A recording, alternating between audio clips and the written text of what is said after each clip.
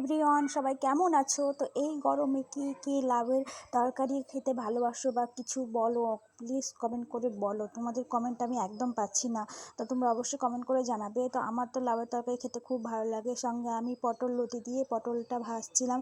এটা তো অসাধারণ, মানে দেখতে দেখতেও আমার তো খুব ভালো লাগে এই সময়। তারপর দেখো এদিকে আমি রান্নাটা শুরু করে দিয়েছি। তো আজকে আমি ভাবলাম যে আমার রান্নাবান্নাটা একটু তোমাদের সঙ্গে শেয়ার করি, আজকে আমি কি রান্না করছি। তো তার জন্য দেখো আমি রান্না শুরু করার পরও আমি লাউটাকে ভালো করে ধুয়ে নিচ্ছিলাম। তারপর আমি ভাবছিলাম যে আজকে আমার রান্নাবান্নার ভাবছিলাম যে রান্নাবান্নার স্টাইলটা তোমাদের সঙ্গে শেয়ার করব, তাই জন্যে আমি ভিডিওটা করছিলাম। আর এখানে আমি দেখো শুকনো লঙ্কা ফোড়নে দিয়ে জিরে তেজপাতা দিয়ে আমি একটা টক ডাল সিদ্ধ করে রেখেছিলাম, মটর ডাল কুল দিয়ে, সেটা আমি সম্বাস দিয়ে দিলাম আর হলুদ লবণ দিয়ে সেটাকে ভালোভাবে ফুটিয়ে নিয়ে নামিয়ে নিব। এই টক ডালটা গরমের দিনে খেতে অসাধারণ লাগে। তো আমি বলে রাখি এর মধ্যে যে তোমরা অবশ্যই আমাকে কমেন্ট করে জানাবে আমার ভিডিওগুলো কেমন লাগছে, তাই আর অবশ্যই সাবস্ক্রাইব করে দিবে।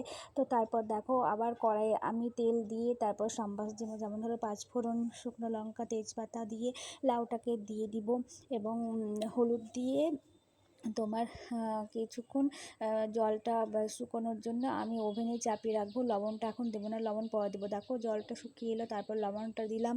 তো তারপরে ক্রমাগত এইভাবে নাড়তেই হবে, নেড়ে নেড়ে জলটা আমরা শুকাতে মানে যতক্ষণ না পুরো শুকিয়ে যাবে ততক্ষণ আমরা নাড়তেই থাকবো। আর বলে রাখি ছোলার ডালটা আমি সকালবেলায় 3-4 ঘন্টা আগে ভিজিয়ে রেখেছিলাম, তো সেটা আমি ভালোভাবে অ্যাড করে দিয়েছি। আর দেখো সব কিছু সিদ্ধ হয়ে গেছে, যেমন লাউ, ছোলার ডাল। তারপর আমি ভাজা জিরে গুঁড়ো ছড়িয়ে আমি এটা নামিয়ে নিব। তো আমার ভিডিওটা ভালো লাগলে অবশ্যই লাইক, কমেন্ট, অবশ্যই সাবস্ক্রাইব করে দিবে।